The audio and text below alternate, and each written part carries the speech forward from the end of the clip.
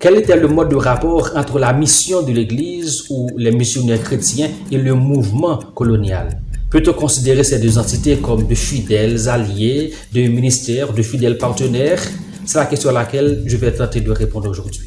Si vous nous rejoignez pour la première fois, vous êtes à causerie sur la mission. Bienvenue à bord. Notre sujet s'intitule « Le discours attribué à Léopold II et le Code noir, alerte aux missionnaires du Sud ». La mission chrétienne dans le monde ne s'arrête pas, elle bouge.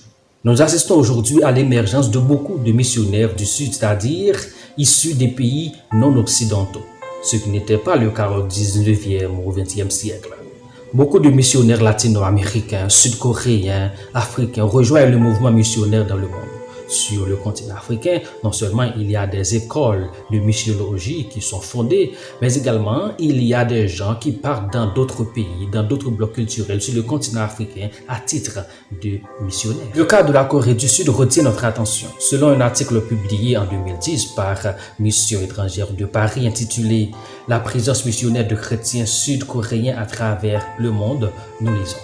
La Corée du Sud est rapidement devenue la deuxième source de missionnaires chrétiens de la planète. Moins de 20 ans seulement après avoir envoyé ses premiers missionnaires à l'étranger. Avec plus de 12 000 missionnaires à l'étranger, elle devient juste après les États-Unis et se place devant l'Angleterre. Les Coréens ont rejoint leurs collègues occidentaux dans plus de 160 pays, du Moyen-Orient à l'Afrique et de l'Asie centrale à l'Asie de l'Est, y compris les coins du monde les plus difficiles à évangéliser. À présent, écoutons un extrait du discours du roi des Belges, Léopold II, tenu devant les missionnaires belges. Je rappelle que la Belgique, c'était une puissance coloniale. Elle a colonisé un pays comme la République démocratique du Congo. Écoutons. Révérend Père, pasteur et chers compatriotes, soyez les bienvenus dans notre grande patrie du Congo belge. La tâche qui vous est confiée de remplir est très délicate et demande beaucoup de tact. Prêtres et pasteurs, vous venez certes pour évangéliser, mais cette évangélisation s'inspire de notre grand principe, avant tout, les intérêts de la métropole. Le but essentiel de votre mission n'est point d'apprendre aux Noirs à connaître Dieu. Ils le connaissent déjà depuis leurs ancêtres. Ils prient et se soumettent à Nzambi Mpunu, que je sache, et aussi à Nzambi Mawezi. Ils savent que tuer, voler, coucher avec la femme d'autrui, calomnier, insulter est mauvais. Ayons le courage de l'avouer, vous ne venez pas leur apprendre ce qu'ils savent déjà. Votre rôle est essentiellement de faciliter les administrateurs et les industriels, c'est-à-dire que vous interpréterez l'évangile de la façon qui sert le mieux vos intérêts dans cette partie du monde. Pour ce faire, vous veillerez entre autres à désintéresser nos sauvages noirs des richesses dont regorge leur sous-sol, afin d'éviter qu'ils s'y intéressent ou qu'ils nous fassent une concurrence meurtrière, rêvant un jour à nous déloger de cette partie avant que nous ne nous enrichissions. Votre connaissance de l'Évangile vous permettra de trouver des textes qui recommandent et qui font aimer la pauvreté. Par exemple, « Heureux les pauvres, car le royaume des cieux leur appartient. » Il est plus difficile pour un riche d'entrer au ciel qu'à un chameau de passer par le trou d'une aiguille, etc. Vous ferez donc tout pour que les nègres aient peur de s'enrichir pour mieux mériter le ciel. Les soutenir petit à petit pour qu'ils ne se révoltent jamais un jour. À vous, prêtres et pasteurs blancs, de temps en temps, pour vous faire craindre, de peur de courir à la violence, injurier, battre. Il ne faudra pas que les nègres ripostent ou se nourrissent de vengeance. Pour cela, vous leur enseignerez par tous les moyens et vous insisterez pour qu'ils suivent l'exemple de tous les saints qui ont tendu les joues, qui ont pardonné les offenses, qui ont reçu les crachats et les insultes sans tressaillir. Il faudra les décourager et les détacher de tout ce qui pourrait leur donner le courage de nous affronter.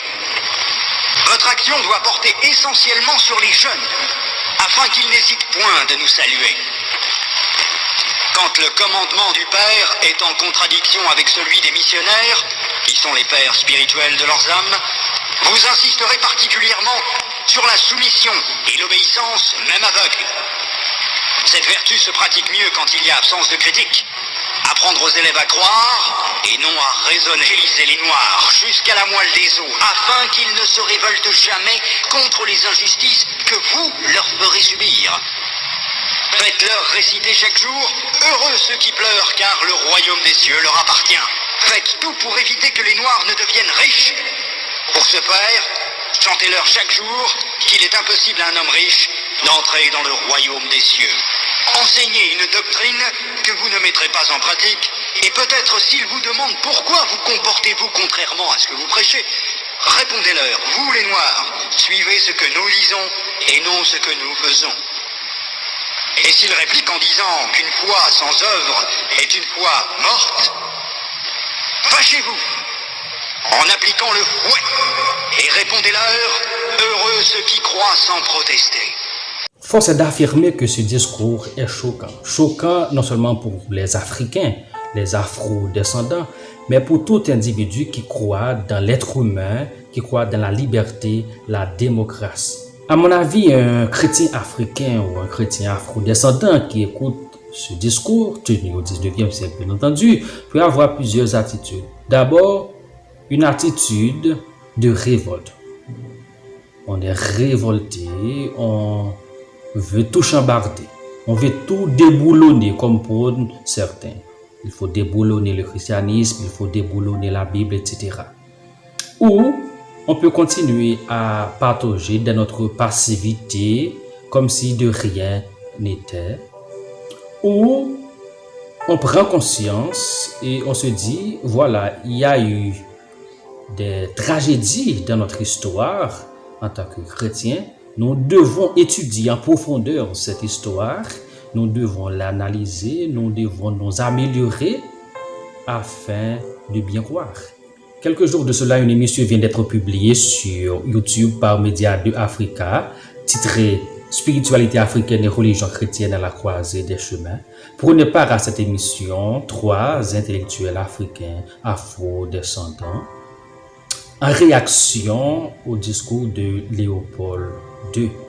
L'un des intervenants a tenu les propos suivants.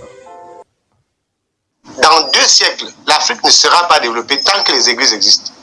L'Afrique sera développée si et seulement si les églises disparaissent du continent.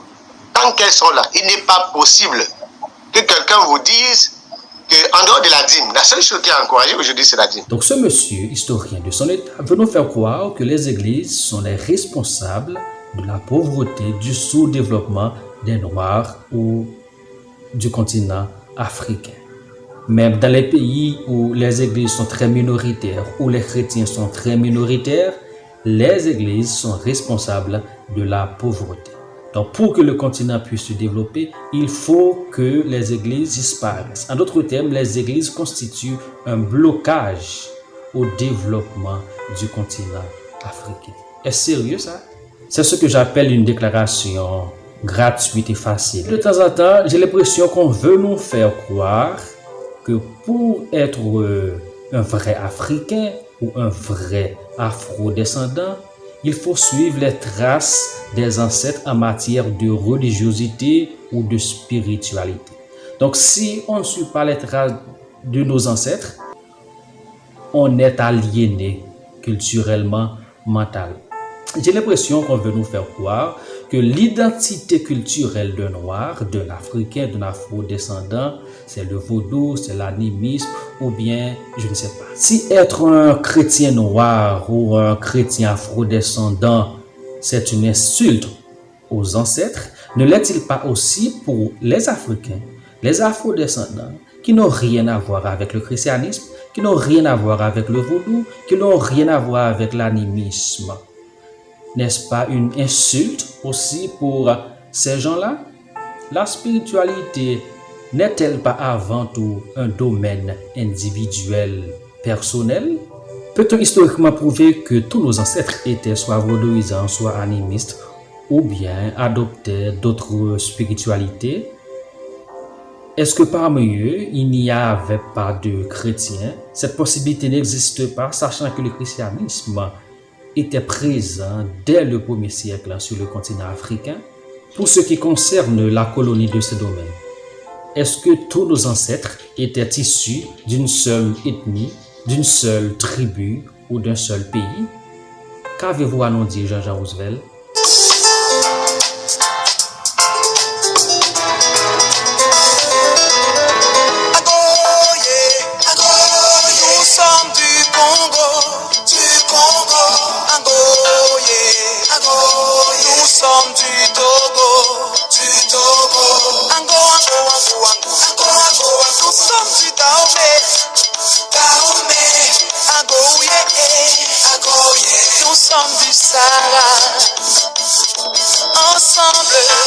Ensemble dans la même tribu, ton père et ma mère oppressés, battus, violés, maltraités.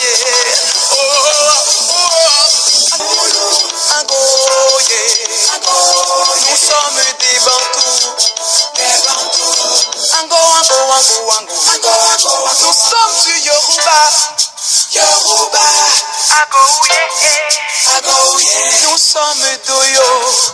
Alors, le christianisme est-il réellement un héritage incontesté de la colonisation? À ceci, un autre intervenant qui participait au débat chrétien, lui, a soutenu. Donc, il est totalement incohérent de dire que le christianisme ou même que l'Occident a été évangélisé avant l'Afrique. C'est faux et archi faux. Le premier continent qui a été évangélisé, c'était l'Asie. Et à Dr Leslie Jules, qui n'était pas sur le plateau, bien entendu, de souligner ceci.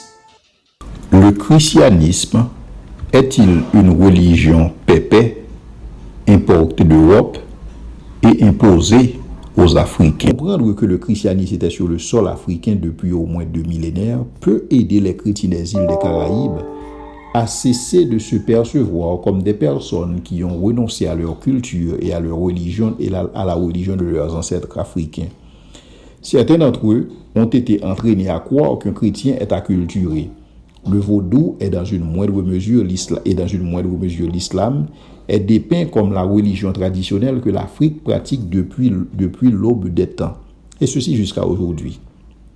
Jusqu'à l'époque, jusqu'à ce que les colonialistes forcent les Africains à abandonner leur vision animiste du monde pour embrasser le christianisme. On dit que les Africains à cette époque n'avaient pas l'option de ne pas se convertir au christianisme parce que c'était une question de vie ou de mort. Ceci est contrefactuel.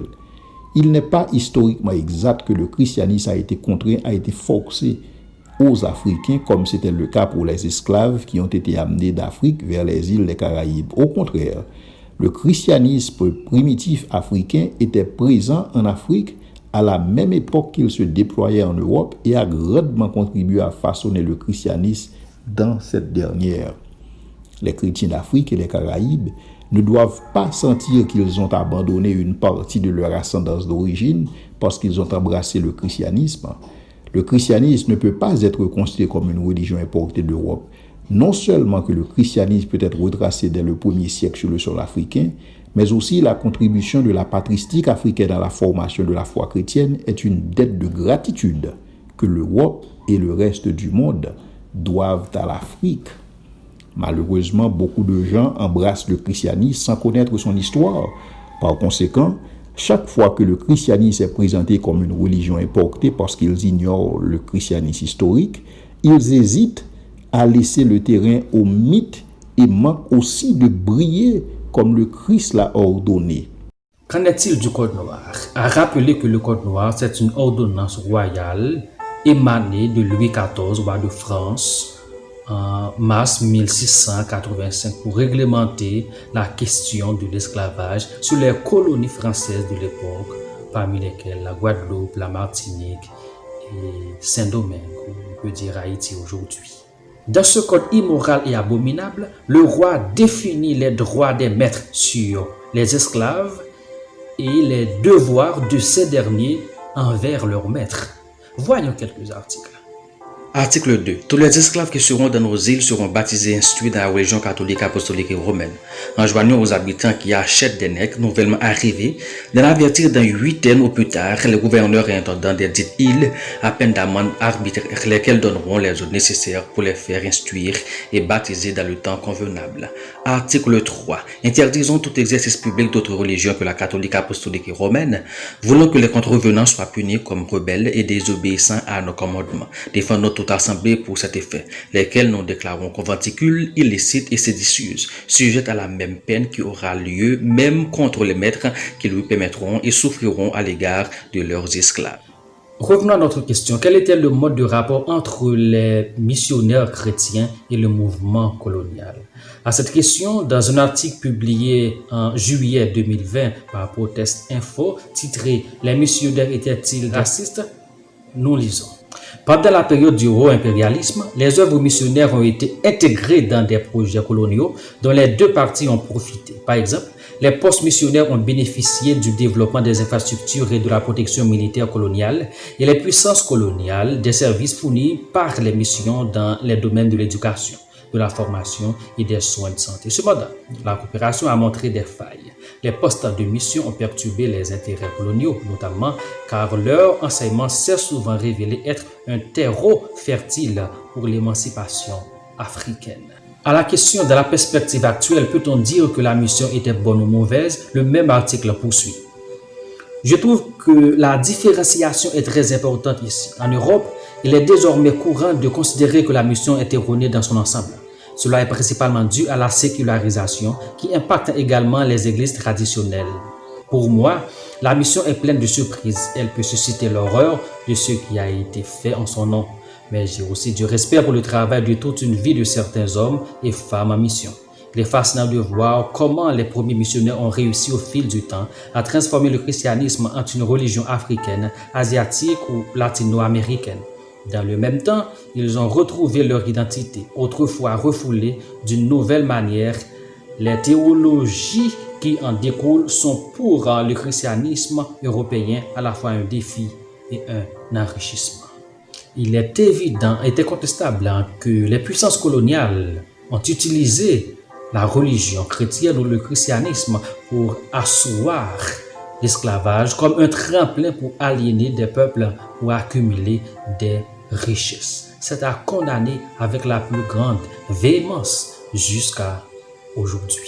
Nous, les missionnaires du Sud, nous devons faire très attention pour ne pas reproduire les erreurs du passé. Non seulement les missionnaires du Sud, mais les missionnaires occidentaux. Nous devons faire très attention pour ne pas reproduire le passé hideux de notre histoire en assumant nos responsabilités tout en évitant de continuer à pérenniser une pratique qui a ôté à des peuples leur dignité. Nous devons aussi avoir le courage de nous affirmer en tant que chrétiens et d'applaudir les efforts de tous ceux qui ont donné leur vie sur le champ missionnaire. Au péril de leur vie, ils ont foulé des territoires hostiles à l'Évangile. Ceux qui ont perdu leur famille, leurs femmes, leurs enfants, leurs maris sur le champ missionnaire. Ceux qui ont été atteints de maladies terribles. Nous réclamons notre héritage chrétien et nous rejetons tout ce qui est noir, tout ce qui est horrible dans notre passé. Continuons à fonder des écoles, des universités, des organisations de droits humains. Continuons à encourager le travail, continuons à œuvrer pour le développement durable des communautés à la gloire de Dieu. Alors, je pense que nous avons une responsabilité aujourd'hui, Église, pasteurs, missionnaires. Nous avons la responsabilité non seulement d'étudier, de faire des recherches, mais de bien conduire le peuple de Dieu. Nous devons nous concentrer sur ce qui est essentiel, n'essayant pas de borner l'esprit des gens. La foi n'est pas un saut dans l'irréel ou dans le vide. Toute foi a un contenu, toute foi a un fondement. Maintenant, la question, c'est quel est ce fondement?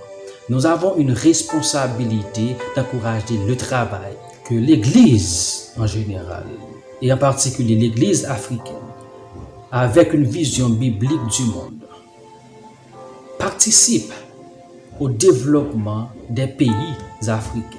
L'Église a un message qui peut être à l'origine de notre monde, un monde plus juste, un monde plus accueillant, un monde développé. Nous devons encourager la science, nous devons encourager l'entreprise.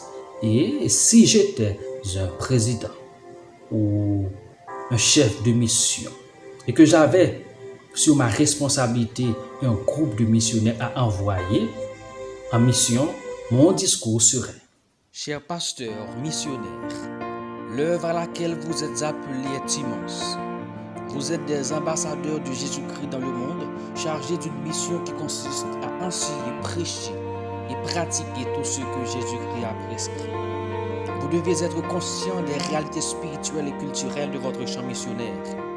Vous n'êtes pas en mission pour vous-même et pour aucune métropole, philosophie ou idéologie humaine. Votre seul intérêt doit être la transmission fidèle et exacte du message de la croix et de la résurrection de Jésus-Christ.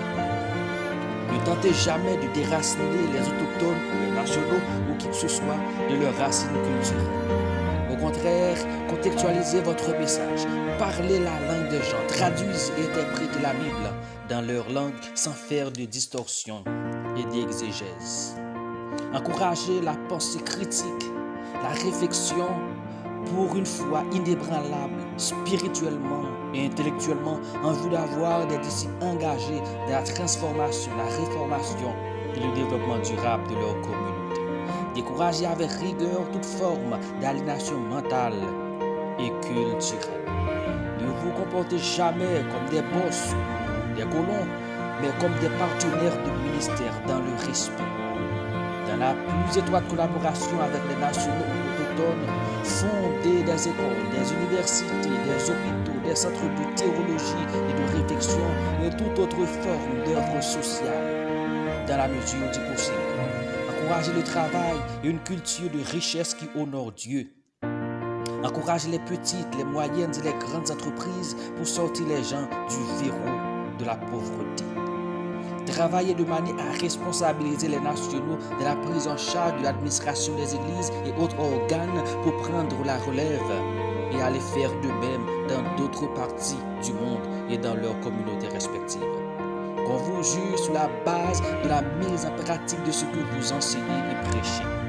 Assurez-vous que l'Église nationale soit théologiquement forte, intellectuellement équilibrée, administrativement en bonne santé, financièrement indépendante ou autonome, socialement et culturellement engagée et spirituellement prête pour le retour en gloire de Jésus-Christ. Laissez le soin au Saint-Esprit de convaincre les gens sur les traits culturels qui semblent être en désaccord avec la pensée révélée de Dieu et expliquer la Bible avec honnêteté, créativité, clarté et amour.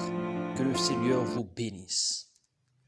Peuple de Dieu, chrétiens du Sud, exécutons sans délai notre grand mandat missionnaire consistant à faire de toutes les nations, de toutes les ethnies, de tous les villages et de toutes les villes des disciples transformés et intentionnels à la gloire de Dieu. Nous sommes tous concernés, plus que jamais ce monde déchu a besoin de Jésus.